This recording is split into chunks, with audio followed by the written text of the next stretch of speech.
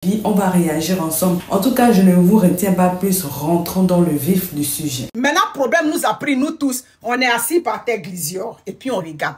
Parce qu'on n'a pas le pouvoir. Parce qu'on n'est pas organisé. Tout se ressent dans toute notre façon de faire quand on est dans un environnement. On ne va jamais à l'information. Quand on arrive quelque part, j'ai dit, quand je suis arrivé au Canada, je suis parti faire séance d'information, immigration. On va tout reprocher aux Blancs, mais au niveau de l'information, tu rentres dans leur pays où il faut aller chercher l'information. Ils savent où aller. Ça dit qu'il y a toujours un endroit où tu vas aller chercher l'information. Vous qui êtes sur le TikTok, tapotez le direct, partagez-le ici, s'il vous plaît, partagez. Merci beaucoup pour toutes ces étoiles. Claire. Donc, où on est rendu aujourd'hui là, beaucoup seront rapatriés. Même ici au Canada, ça a commencé. Ici au Canada aussi, ça a commencé. C'est passé pour ici, c'est pas encore médiatisé. Ici, ils ont commencé par les étudiants. Avant là, tu viens étudier au Canada. Ton école n'a pas l'obligation de rendre compte à l'immigration. C'est-à-dire, tu es rentré comme étudiant, non? Si tu ne vas pas à l'école, tu vas à l'école, l'école, l'université, le cégep, l'école professionnelle, où tu vas à l'école, n'avait pas obligation de rendre compte à l'immigration. Mais aujourd'hui, la loi est prise.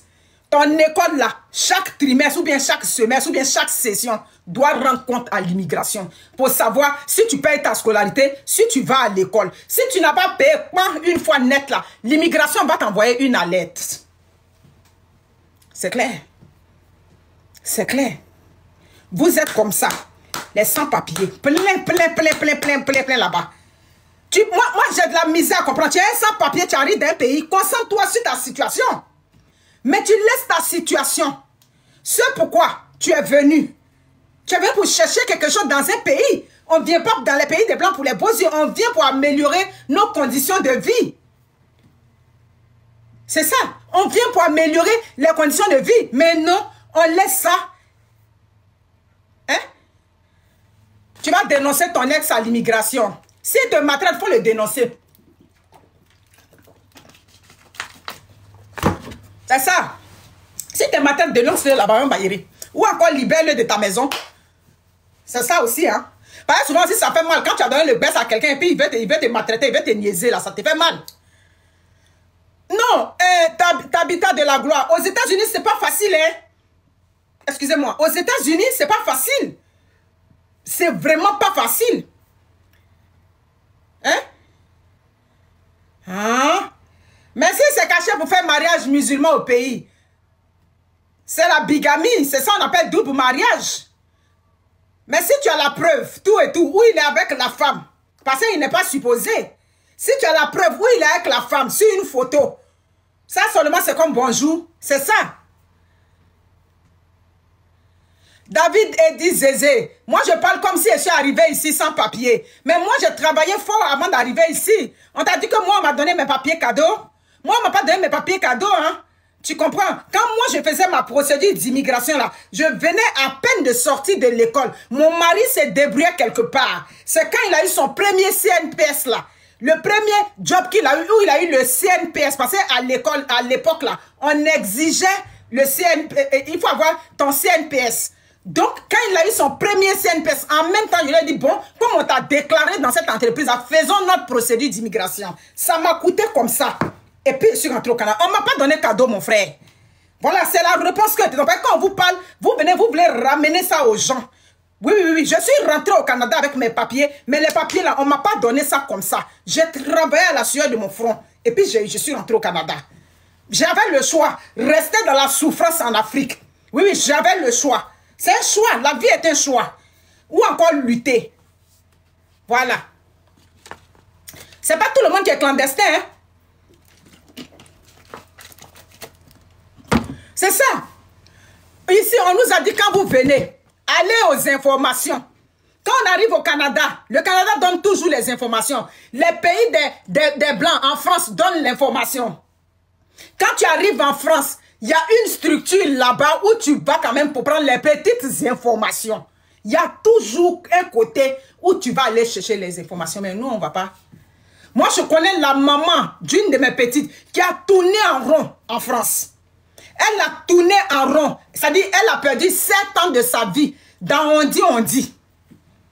Le jour maintenant qu'elle s'en va pour soumettre ses papiers, la femme lui dit, mais avec telle condition que vous aviez, ben, depuis près de 5 ans, vous aurez pu avoir les papiers.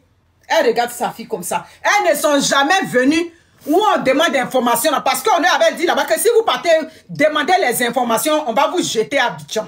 Vous comprenez ce qu'elle dit? 7 ans. Alors que depuis plus de 5 ans, elle devait avoir ses papiers. C'est ma copine qui m'appelle, qui me dit, Monique, voilà le problème de la vieille qu'on est parti de... J'ai dit, quoi? Elle dit, c'est ce qu'on... La dame de la préfecture lui a dit, avec telle condition, elle avait 2 conditions qu'elle remplissait. Avec ça, déjà, elle pouvait avoir au moins les premiers papiers. Mais on avait peur. Quand on va demander aux villageois là-bas, on dit, ah, si tu vas là-bas, si on vous attrape là, on va la jeter à Abidjan là-bas. Donc, de la peur de ça, elle aussi, elle est restée avec sa maman. Donc, la France reste un grand pays. Si aujourd'hui, comme on dit au Québec, oui, les villageois, c'est ça.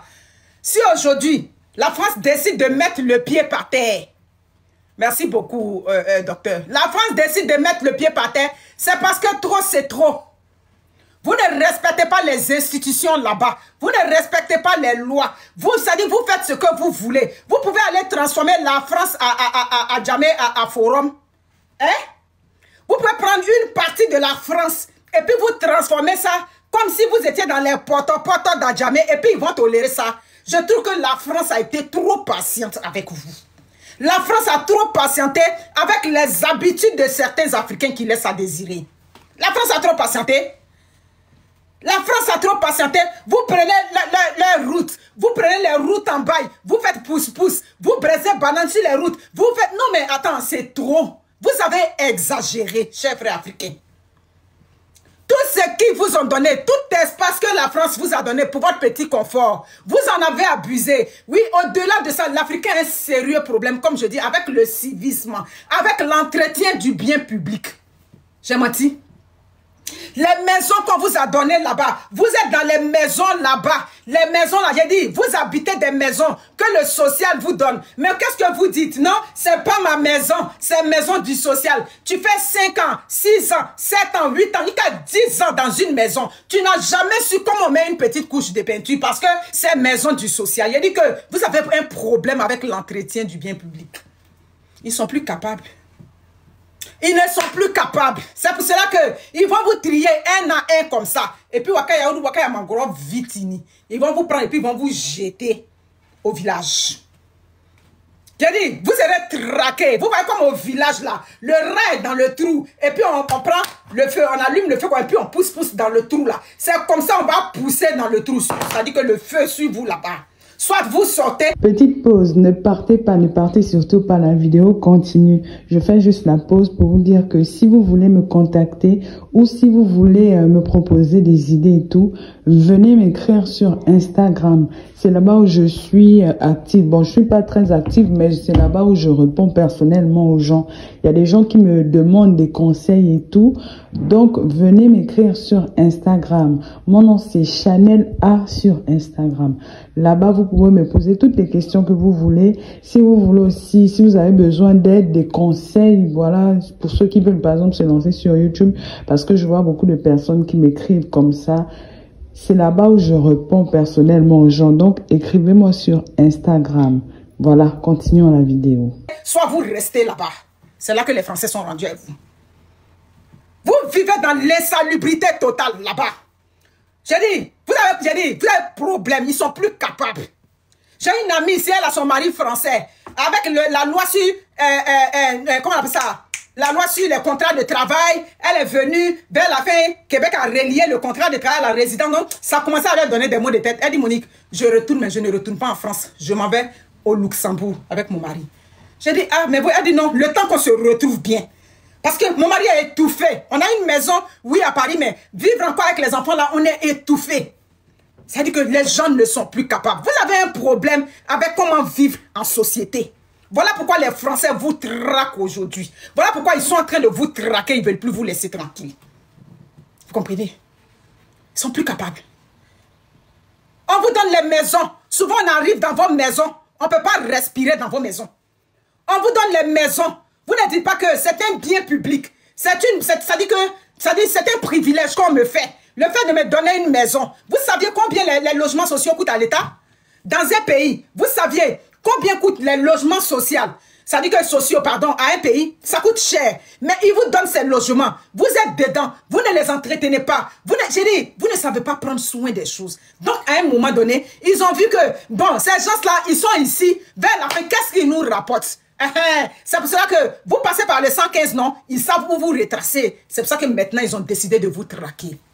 On vous donne des HLM, des habitations. Ça dit que parce que vous avez une condition financière modique, vous n'êtes pas encore bien. Mais quand on vous donne ça, vous ne savez pas en prendre soin. Voilà. C'est ça.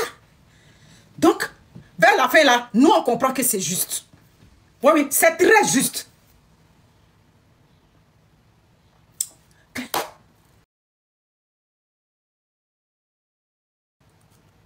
C'est ça.